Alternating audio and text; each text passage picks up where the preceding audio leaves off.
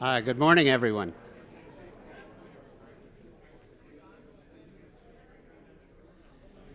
Welcome to the annual meeting. I'm Ed Farrell, Executive Director.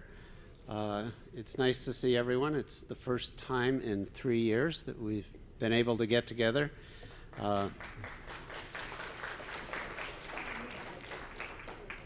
So thank you. We'll start off with the business meeting. Just two general comments before we start. One, Diana Hinchcliffe, our president, who ordinarily would be presiding, had shoulder surgery just yesterday, so she's recovering and not able to be with us. She sends her best, and we send her our best for a speedy recovery. She was in severe pain, and as you know, if you have surgery and they give you a date, you take it. So the date they gave her was today. So we wish her the best, and she's going to have two shoulders. They're doing one this time, and then when she heals up, they're going to come back and do the other. So we wish her the best. Mary Fry, who's our executive vice president, also could not be with us for personal reasons today. So I'm presiding over the meeting, and I'm happy to do so. First of all, for the business meeting, I'm proud to announce the results of the elections. Let me just say the elections were for a 3-year term for members of the board of directors. If you could please stand to what I call your name. First, Bill Barrett, re-elected for a 3-year term. Bill. Stan Winter. Stan? Oh, there he is. And two other board members who are not with us were also re-elected. Tina Farringer and Marcia Schumann were both re-elected to a 3-year term. Also, I want to acknowledge that it's nice to see all of you here, but we're also live streaming this event. So for those members who are watching us on Facebook or other social media platform, welcome to our meeting. We hope it's productive and that you enjoy it, and we're happy you could be with us even if it is virtually. I want to introduce the officers who are here today. First officers, Ed Brown, our treasurer. Ed. Tom Lally, assistant treasurer. Is Tom here? There he is. Okay. And secretary is Mark Rosenholz. Mark, there he is.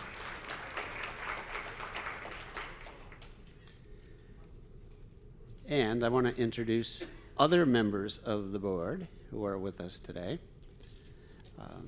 Dawn Bennett, please stand. Is Dawn here? There you are, Dawn. Alan Dorn. Tim Elliott. Jody Fox.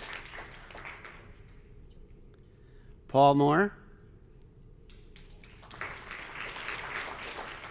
I want to acknowledge that Paul, as a former president as well, this is his last meeting as a member of the board of directors. Paul did not run for another term. So thank you for all you've done, Paul. Jim Rollison. Darylyn Shine Aziello. Darylyn. And Pat Walsh. Pat. And we're also happy. Yesterday we had a meeting of the chapter chairs. They get together and talk about the things that they do, who run things at the local level, as you know. So I want to introduce the chapter chairs who are here, who were not members of the board. Jen Butner, Genesee Valley. Joanne Kulak, Long Island. Joanne. Elaine Zadiak, Mohawk Valley. Elaine. And Jen Tacaranti, Florida East Coast.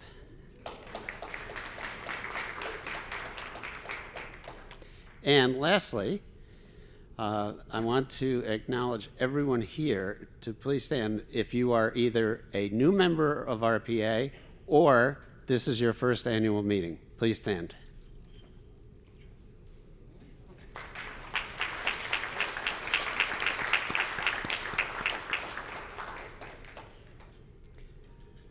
All right. I want to point out a couple of things in your folder. You will see that there is a membership application. I think there are two, as I recall. We found over time that one of the most successful recruiting measures is members getting new members. So if I challenge each of you, you must know two people who are potential RPEA members. If you could just slip them the application, put in a good word, that would be extremely helpful. So I want to go over what's going to happen the remainder of the day, and then I'll open up the floor to any general questions as part of the business meeting. We can get at more intricate things later on, legislative-wise, et cetera. When we finish this, we'll have a representative of NISHIP. Let me just, if you raise your hand, how many in here are in NISHIP? Okay, good amount. They will talk about what's going on there. Approximately half of the retirees in the state retirement system are in NISHIP. It's more those who are retired from the state, and some local governments, predominantly more downstate and not so much upstate. So that's always important, and he will make a presentation. Sharice Wells from Corning Place is with us. She's going to talk about the membership initiative, and I think you'll find it quite informative. You should know that over the years, our membership is declining, and it's something that we're trying to reverse. We have a very good renewal rate in terms of members renewing. It's just difficult to attract newer members, and candidly, based on the demographics of our membership population, we do lose people over time. So it's something that we're acutely aware of. The board is working on it. They've allocated money for these initiatives to try and get the word out. You probably experience this yourself. If you do mention something to a friend that say, well, RPEA, I went to a meeting, or they'll say, what's that?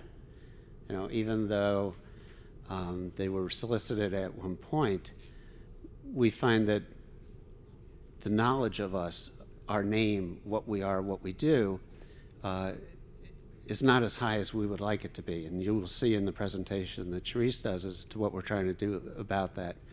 One of the things is we've been more aggressive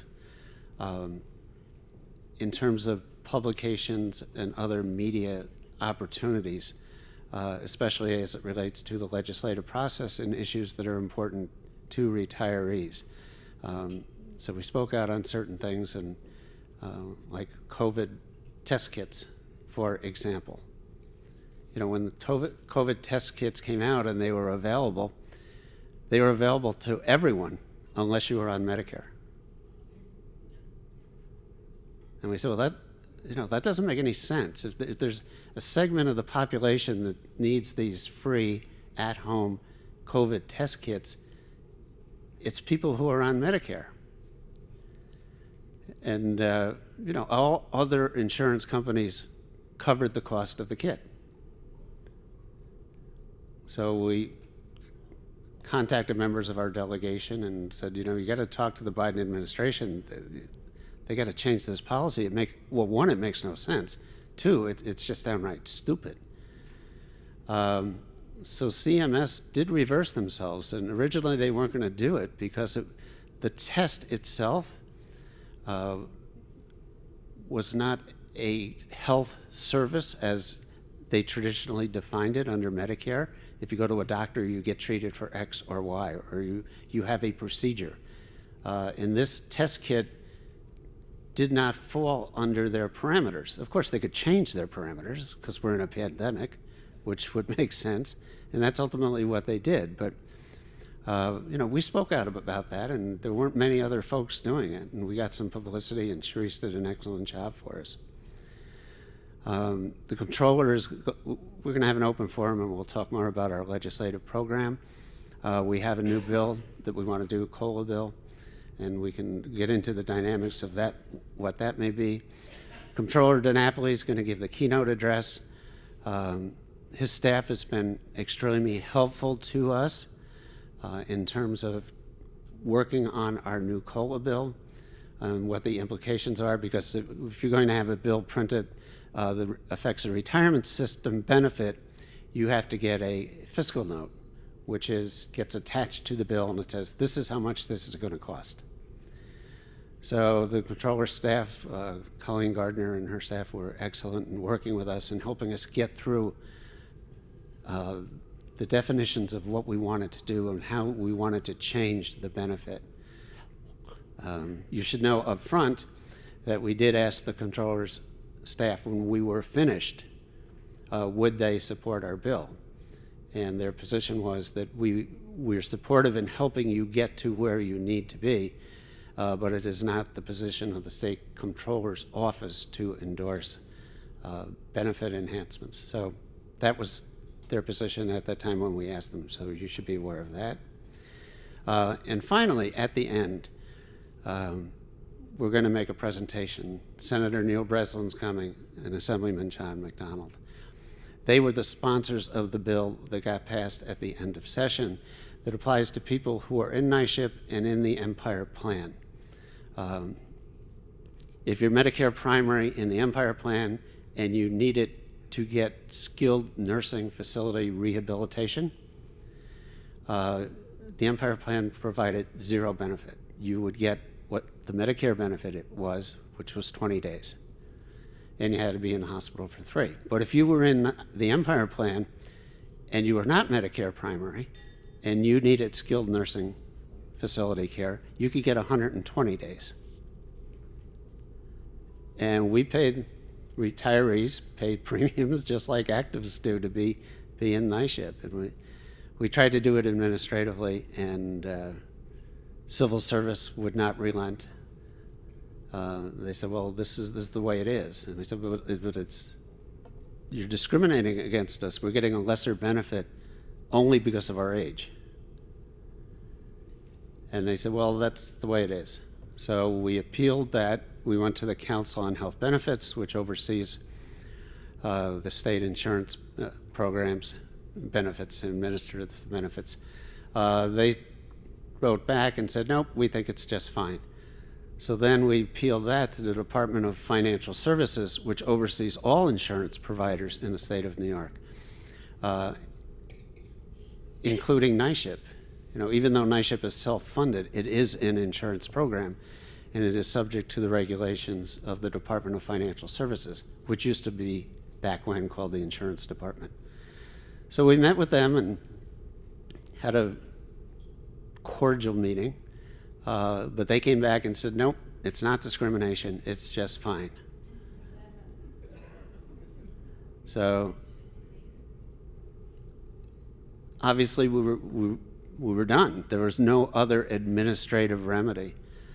So we said, all right, as crazy as it sounds, we're going to have to introduce a bill that says if you are the state insurance program, you can't give a lesser benefit to someone just because of their age, which is incredible that you would have to do that.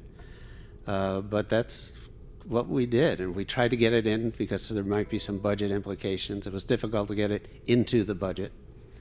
So then we had a standalone bill, and to their credit, Senator Breslin and Assemblyman McDonald pushed it, and it got through at the end of session. It passed both houses unanimously, which is a testament, one, to their resolve,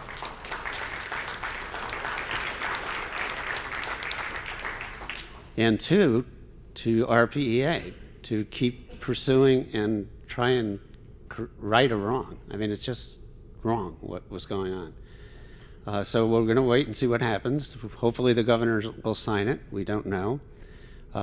Since civil service opposed it in the past when they could have done it administratively, they may still object. We don't know.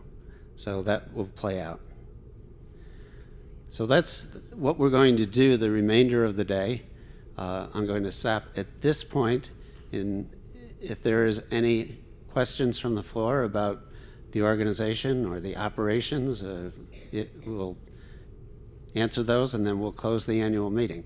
Alan Dorn has a microphone that he will walk around with so everybody can hear your question. Just raise your hand if you have one, please. It won't be necessary. How many members do you have currently? We have 14,000 plus spouses, so it's roughly 20,000. Any provision for group discounts, or would that be tacky? There are no group discounts. There was a group that came in that we gave them a phased in. It wasn't a permanent discount, but we phased in the dues over several years. It was park rangers and DEC, forest rangers. No, so their group came in because they weren't getting any benefits as retirees. So they said, we'd like to bring our group in as a group. And we said, that's good. And it's worked very well. Paul? Can we get an executive summary update of what happened at the chapter chairs meeting? Sure. The question was, could there be a summary of what happened yesterday at the chapter chairs? Yes, the answer is yes. Other questions, please. Yes.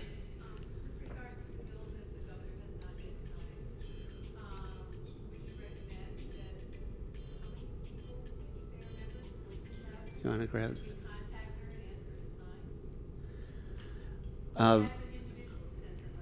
Right. The question was, would it be good for individual members to write to the governor urging her to sign the bill? The answer is yes.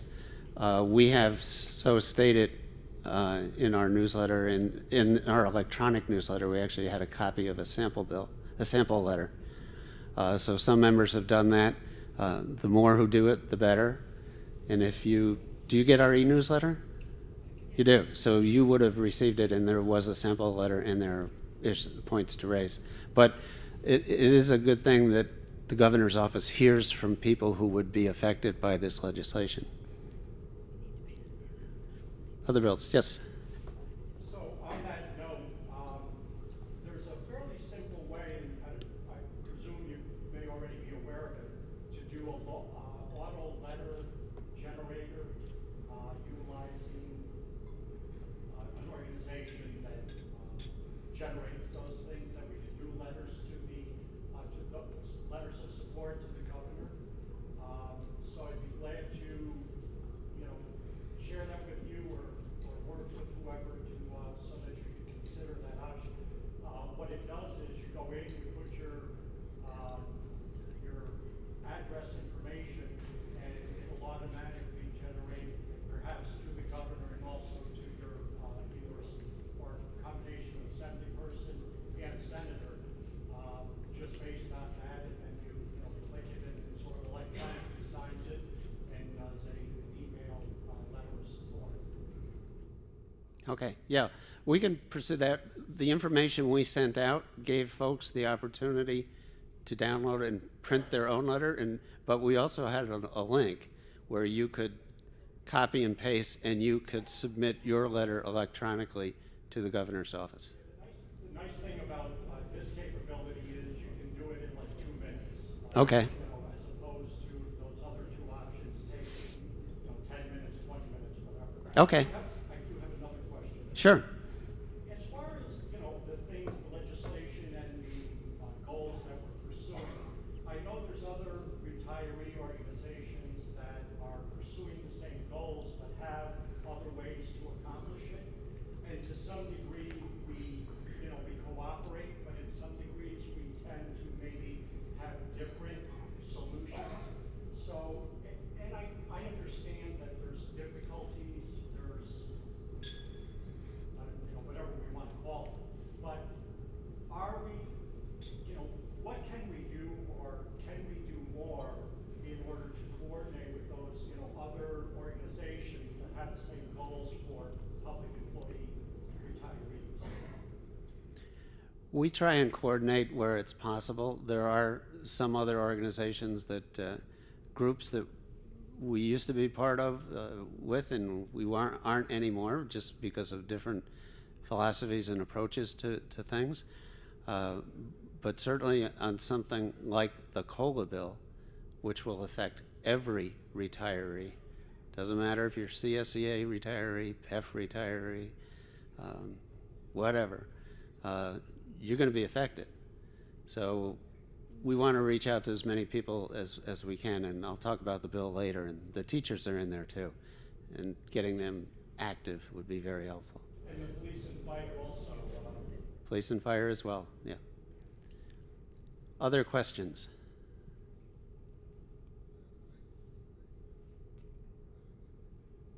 All right, and I so close the annual meeting. Thank you very much.